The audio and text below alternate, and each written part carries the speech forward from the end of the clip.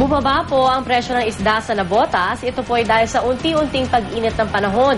Pero sa ibang palengke, hindi pa po ito ramdam. May report si Jay Sabalo.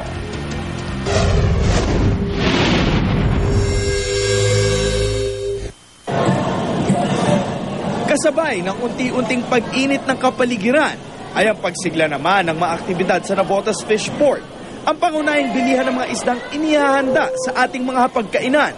Masigla dahil marami ang namimili at nagbebenta rito ng iba't ibang klase ng isda na mababa raw ang presyo kapag ganitong panahon. Ang mga fish dealer dito sa Navotas na gaya ni namang Crispin Villaruel, 40 taon ng fish dealer, at Aya Cruz, may paliwanag sa ganitong sitwasyon dito sa Navotas Port. Baga minute na panahon, siyempre ang isda, daksa na yan. Pag taglamig, wala. Mahina isda. Bumaba ng isda, ang presyo. May 3 araw na raw na mababa ang presyo ng mga banyerang isda dito sa fish port.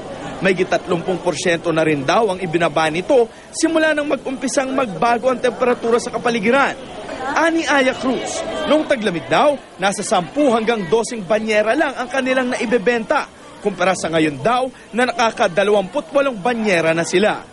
Ang presyo noon ng isang banyera ng galunggong ay abot hanggang 3,200. Pero ngayon, nasa 1,800. Ang tulingan daw noong malamig pa na 5,100 isang banyera.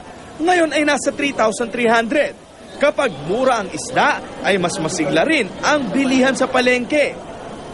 Pag marami isda, diyan kami kumikita. Binisita namin ang Nepa Q Mart para makita kung ramdam na ang pagbaba ng presyo ng isda. Ito ang aming natuklasan.